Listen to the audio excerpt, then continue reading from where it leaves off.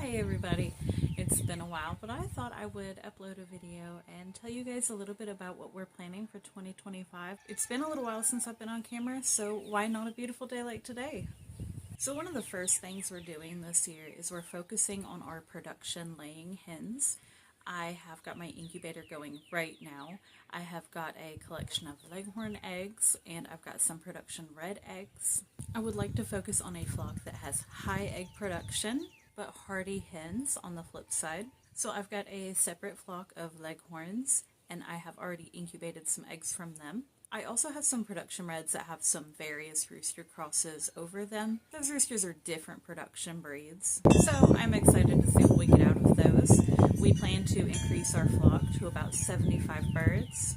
I am also focusing on the Muscovy ducks. They are my favorite ducks. I sold all the other ones I had, and I only keep those now.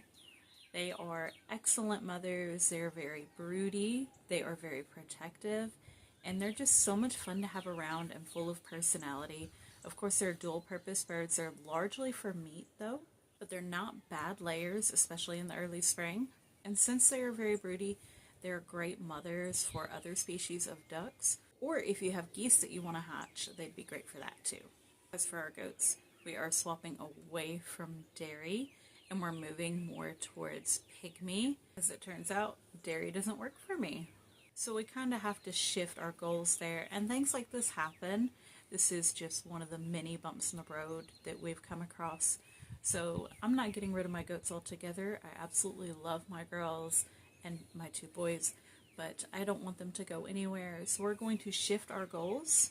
That way they can still pay for their hay, their feed, without only serving a singular purpose, which would be dairy. Now let's move along to the gardening goals because we have way more of those.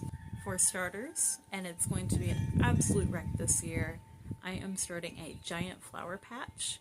This is going to be a purely learning experience. I do not expect success. I just want to learn about the flowers. If I can sell a few bouquets here and there, great. If I can learn more about zinnia breeding, great. But I do not expect to make any money off of it. I expect it to be a giant time suck, which is okay because I'm perfectly happy with that. I have greatly gravitated towards flowers over the last few years, and so why not grow a ridiculous amount of them? Maybe this is a flower farm being born. Who knows? We'll see. I'm planting lots of dahlias. I'm planting lots of zinnias, lots of cosmos, and all sorts of other fun stuff in between.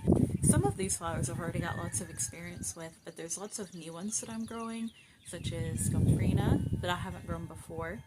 But I'm very excited for more dahlias. This is just one more reason to grow a ton of dahlias, so I'm excited for that the most. I also have some really cool zinnias on board this year. I probably have about 20 different varieties that I'm growing, and I'm growing them from different species. I'm learning about zinnia breeding this year. That is one of my big goals. So let's move on from the flowers and let's talk about the veggie garden. So I have so many tomatoes going in the ground this year.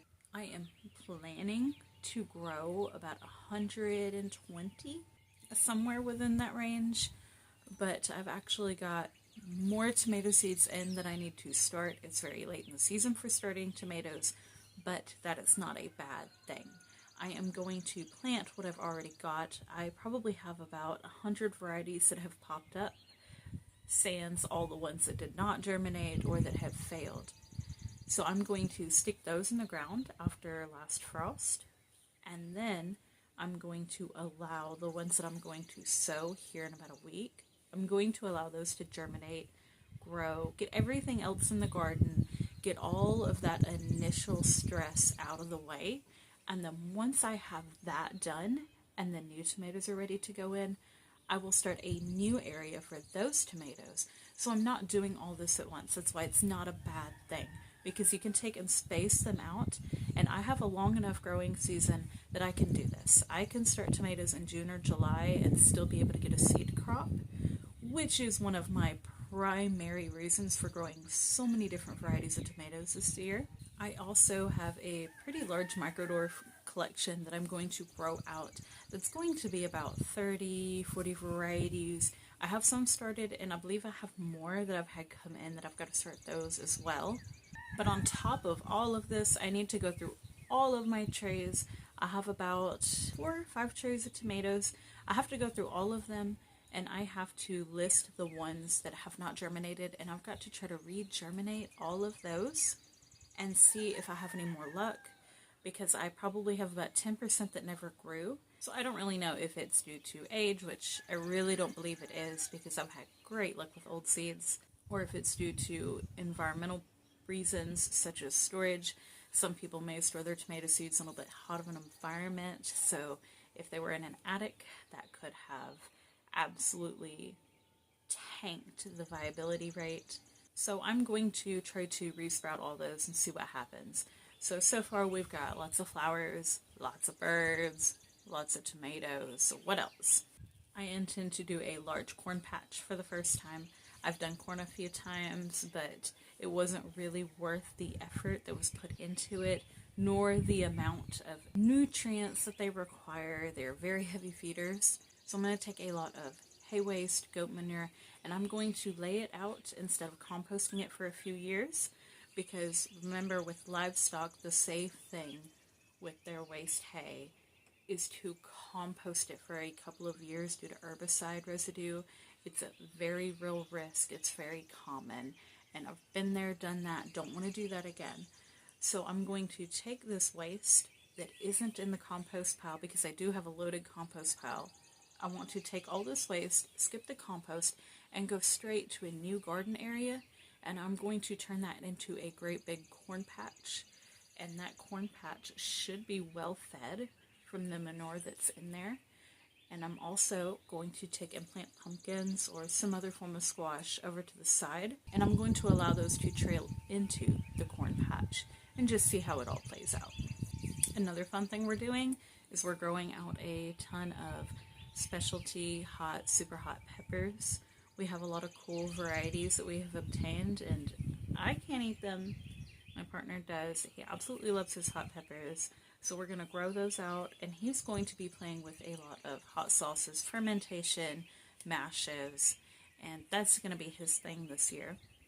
Our children, they are starting a little strawberry patch. They've got their own little pea patch. So they're having their own fun off to the side.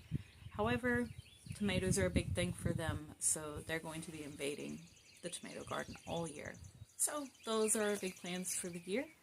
Hopefully I have lots of video updates to share with you guys, lots of harvest videos, recipes, all of my cool fun tips and tricks. I really plan to be much more active on the channel.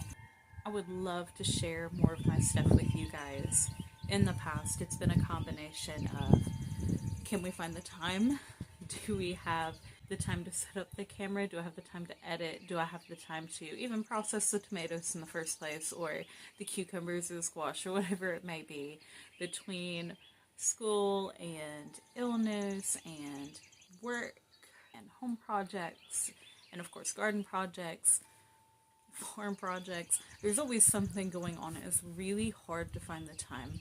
And now that our youngest child has almost reached school age, things are a little easier now, but it's still very busy, and sometimes I can't get to update videos, but I love to try to get those in for you guys. So I'm going to try harder this year. I'm going to do better, I hope. Hopefully I can bring some other cool things to the table. I do a lot of gluten-free cooking now.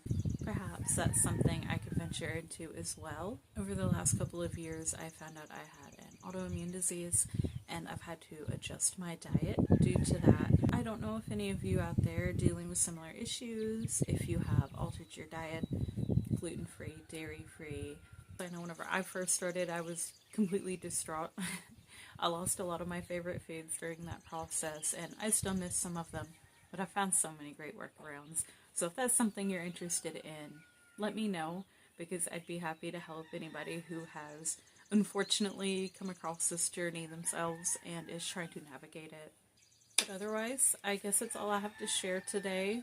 I am happy to answer any questions you might have about any of these little ventures we're doing, or if you're doing something similar, let us know.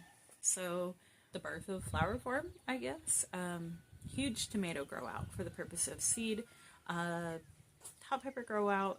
We have our birds, population boom, and we have our goats crossing over into another purpose. We've actually already been working on that. We started last year. So we're crossing over into a different purpose with our herd. And we cannot forget the food preservation, of course. And we've got lots of herbs going in. I would love to cover marshmallow this year, more of my chamomile. I'm hoping for a large Nanking cherry harvest this year, so I hope to be able to show you guys that. That should be soon enough that we start getting our fruits in. And I can't forget the microdwarfs. We are doing a big microdwarf grow out, and so hopefully I can show you guys that. I think I'm going to grow them in either solo cups or coffee canisters, maybe even large, like veggie cans, something of the sort. They're going to be mostly in cups and cans, and the purpose of that is to just taste test them and save seeds to be able to share. I'd also like to try to do more of these little vloggy videos on occasion for you guys. I'm going to see how that pans out for the year as well. I'm so glad you could join me for this video today. I hope you guys have a wonderful day, wonderful week, and an incredible growing season. May the cucumber beetles, squash bugs, squash vine borers, hornworms, armyworms, all of them, aphids, spider mites, I hope they leave you guys alone. I know they don't leave us alone, but hey, we can be hopeful, right? Bye, everybody.